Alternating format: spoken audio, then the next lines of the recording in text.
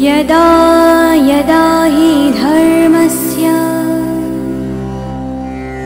ग्लानिर्भवति भारत अभ्युत्थानमधर्मस्य तदात्मानं सृजाम्यहम् परित्राणाय साधूनां विनाशाय च दुष्कृताम् परित्राणाय साधूनां विनाशाय च दुष्कृताम् धर्म संस्थापनार्थाय सम्भवामि युगे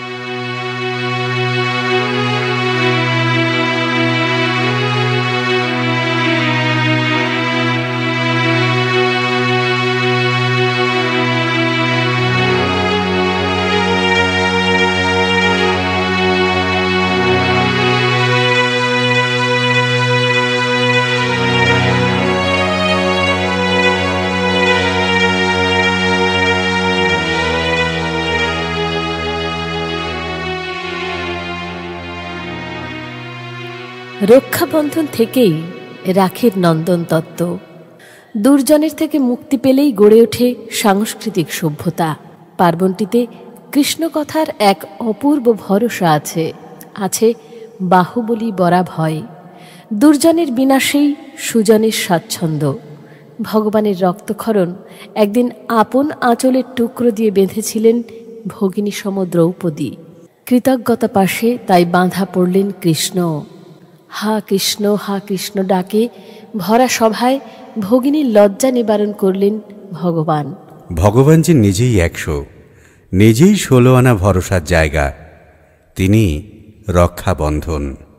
কলিযুগে তার সেই সুরক্ষা বলয় মানুষের মধ্যে দিয়েই, সেই দেবাত্মা, সেই পুরস্কার নিয়ে যাদের জীবন চর্চা, দিব্যজ্ঞানের সঙ্গে কাণ্ডজ্ঞানের তুল্যমূল্যের সংসার। ভারতের ভগিনীরা তাদেরই রাখি পরান। ভাতৃসংঘের অনবদ্য নির্মাণে ভগ্নীকুলের স্নেহ পরশ সংযুক্ত হয়। খুলে যায় ইতিহাস ও পুরাণের অপঠিত পাতাগুলি। বিপদে মোরে রক্ষা করো, এ নহে মোর প্রার্থনা। বিপদে আমি না যেন করি ভয়, দুঃখ তাপে ব্যথিত চিতে নাই বা দিলে সান্ত্বনা। দুঃখে যেন করিতে পারি জয়। একটা চিত্রকল্প আমরা সকলেই জানি। শাক্ত কবি রামপ্রসাদ গাইছেন, মন রে কৃষি কাজ জানো না, আর বেড়া বাঁধছেন। মা কালী তার বেড়া বাঁধার সহায়ক হয়েছেন। আমাদের দেশ ভারতবর্ষ বৃহত্তর অর্থে একটি বাগান। আমরা সকলে তার জীবন বৃক্ষ। জীবন জীবিকার সুস্থিতি আর নিরাপত্তার জন্য রাষ্ট্রীয় বেড়া দিতে হবে। এরই নাম রক্ষাবন্ধন। বাংলায় একটি প্রবাদ আছে, আগে দিয়ে বেড়া তবে ধরো গাছের গোড়া।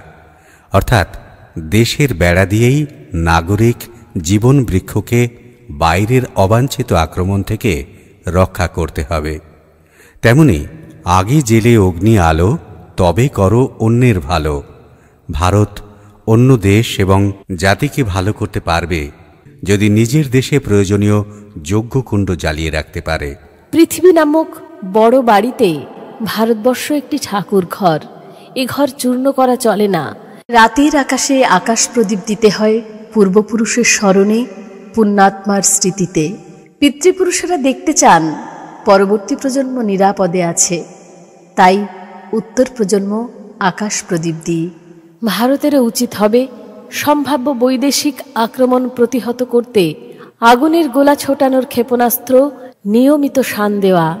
যুদ্ধ নয়, কিন্তু যুদ্ধ বন্ধের জন্য যুদ্ধ প্রস্তুতি নেওয়া, সতর্ক থাকা, সচেতন থাকা, আসরিক কাজকে পর্যবেক্ষণ করে সেই মতো সিদ্ধান্ত নেওয়া।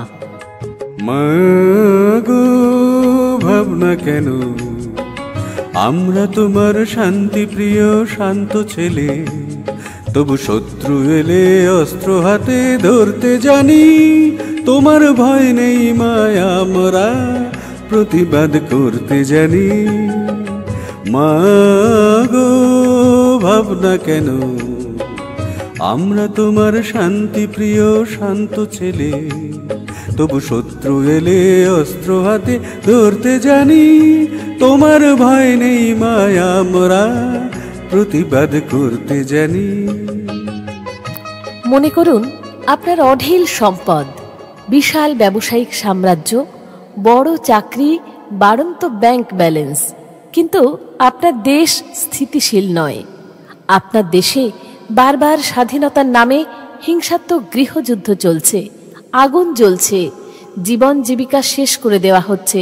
তবে আপনার প্রভূত সম্পদ থেকেও কি হবে? ওই সম্পদ রাখতে পারবেন? যারা আপনার বিনাশ চায় তাদের জন্যই আপনি তিল তিল করে সম্পদ গড়ে তুলছেন। তার থেকেও বড় সম্পদ আপনার পুত্র কন্যা, আপনারা স্বামী স্ত্রী, পিতামাতা, ভাই বোন, আপনার আত্মীয় পরিজন। তাদের নিরাপত্তার জন্য কি ভেবেছেন? চোখের সামনে প্রভূত প্রহার, বিপন্ন বলাৎকার, খাবলে খুন, মৃত্যু পর্যন্ত তিলে তিলে পাশবিক অত্যাচারের প্যানোরামা তো নতুন নয়। আপনার কাছে এর চাইতে নরক আর কি হতে পারে? নাগিনীরা চারিদিকে ফেলিতেছে বিষাক্ত নিঃশ্বাস, শান্তির ললিত বাণী শোনাইবে ব্যর্থ পরিহাস। বিদায় নেবার আগে তাই ডাক দিয়ে যাই, দানবের সাথে যারা সংগ্রামের তরে প্রস্তুত হতেছে ঘরে ঘরে। যেহেতু আপনি সপরিবার সবান্ধব ভালো থাকতে চান, তাই আপনার একটি স্থিতিশীল রাষ্ট্র চাই, প্রতিবেশীর মানবিক মুখ চাই, আত্মজ্ঞান লাভের নির্ভরযোগ্য ধর্ম থাকা চাই। আর সেজন্যই রক্ষাবন্ধন। রাখিবন্ধনের অন্তর্নিহিত তাৎপর্য সেটাই। দেশের সীমানায় সাহসী অকুতভয় সৈনিক চাই, যাদের নেতৃত্বে থাকবে প্রকৃত গণতান্ত্রিক এবং নির্বাচিত সরকার। সেনার হাতে থাকবে অত্যাধুনিক অস্ত্রশস্ত্র, দুর্জয় মনোবল, মূল্যবান মানব সম্পদ রচিত হবে ত্যাগের মাধ্যমে, সদর্থক ঐতিহ্যের অনুবর্তনে, মঠ মন্দির দেবালয়ের শীর্ষবাণী যাপন করে। কোনো অসুর কখনো মানব বা দেবতাকে শান্তি দিতে পারে না। অসুরের কাজই হচ্ছে দেবতুল্য মানুষকে নিরন্তর ক্ষতবিক্ষত করা। ধাও ধাও সমর ক্ষেত্রে গাও উচ্চে রণজয় গাথা, রক্ষা করিতে পীড়িত ধর্মে শুনোই ডাকে ভারত মাতা। ধাও ধাও সমর ক্ষেত্রে গাও উচ্চে রণজয় গাথা, রক্ষা করিতে পীড়িত ধর্মে শুনোই ডাকে ভারত মাতা। কেবল করিবে প্রাণে মায়া, যখন বিপন্না জননী জয়া। সাজ সাজ সকলে রণ সাজে, শুনো ঘন ঘন রণ ফেরি বাজে, চল সমরে। ব্যক্তি, সমাজ ও রাষ্ট্রীয় বেড়া বাঁধার কাজ সম্পন্ন হলেই বিজ্ঞান, প্রযুক্তি, সাহিত্য, সংস্কৃতি, শিল্প, নান্দনিকতার যাবতীয় বিস্তার সম্ভব হয়। সেটা কাণ্ডজ্ঞানী সৎ মানুষই বুঝতে পারেন না কেবল অসৎ, লোভী এবং পরনির্ভরশীল মানুষেরা। তাদের পক্ষে বোঝা ও মেনে নেওয়া অসম্ভব, কারণ তাদের মস্তিষ্ক নিয়ন্ত্রিত হয় অশুভ শক্তির ইচ্ছেতে। ভাঙা বেড়া ডিঙিয়ে ঘোলা জলে মাছ ধরাই তাদের উদ্দেশ্য। তাদের স্বভাব হচ্ছে দেশে ধ্বংসাত্মক শক্তির ধারা অব্যাহত রাখা, দেশকে নড়বড়ে করে দেওয়া। ভাগের মা গঙ্গা পাবে না, আর অবিরাম তোষণ পদলেহনের ফলে শক্তিমান অনুপ্রবেশকারী এবং বিপজ্জনক শক্তি তথা ভারত বিরোধীরা দেশের সার, জল, মাটি, আলো ভোগ দখল করে চলে যাবেন। এটা চলতে পারে না। অনুপ্রবেশকারী বা ঘুষপেট হল ফসলের জমিতে আগাছার মতো, উইডস ইন ক্রপ ফিল্ডস। কোনো দেশ কি এমন থাকতে পারে যেখানে অবাঞ্ছিত জনস্রোত দেশের সম্পদে ভাগ বসাবে, আবার দেশের সার্বভৌমত্ব, সুস্থিতি, নিরাপত্তা বিনষ্ট করবে? আমাদের জানা দরকার, শরণার্থী আর অনুপ্রবেশকারী এক নয়। প্রকৃত ভারতবাসীর জন্য ভারতের সম্পদ পর্যাপ্ত, কিন্তু ঘুষপেটদের জন্য নয়, অবৈধ অনুপ্রবেশকারীদের জন্য নয়, কেবল বৈধ ভারতীয়দের জন্যে। নিঃশেষে নিবিছে তারাদল, মেঘ এসে আবরিছে মেঘে, স্পন্দিত ধ্বনিতে অন্ধকার, গরজিছে ঘূর্ণ বায়ু বেগে। লক্ষ লক্ষ উন্মাদ পরাণ বহির্গত বন্দিশালা হতে, মহাবৃক্ষ সমলে উপাড়ি ফুৎকারে উড়ায়ে চলে পথে। সমুদ্র সংগ্রামে দিল হানা, ঢেউ উঠে গিরিচূড়া যিনি, নভস্থল পরশিতে চায়, ঘোর রূপা হাসিছে দামিনী। প্রকাশিছে দিকে দিকে তার মৃত্যুর কালিমা মাখা গায়ে। লক্ষ লক্ষ ছায়ার শরীর দুঃখ রাশি জগতে ছড়ায়, নাচে তারা উন্মাদ তাণ্ডবে, মৃত্যুরূপা মা আমার আয়। করালি করাল তোর নাম, মৃত্যু তোর নিঃশ্বাসে প্রশ্বাসে, তোর ভীম চরণ নিক্ষেপে, প্রতিপদে ব্রহ্মাণ্ড বিনাশে। কালী তুই প্রলয় রূপিণী, আয় মা, আয় মাগো আয় মোর পাশে। সাহসে যে দুঃখ দৈন্য ছায়, মৃত্যুরে যে বাঁধে বাহু পাশে, কাল নৃত্য করে উপভোগ, মাতৃরূপা তারই কাছে আসে। শাস্ত্রবাক্য হচ্ছে ধর্ম রক্ষাতি রক্ষিত। ধর্মকে রক্ষা করলে ধর্ম আমাকে রক্ষা করবে।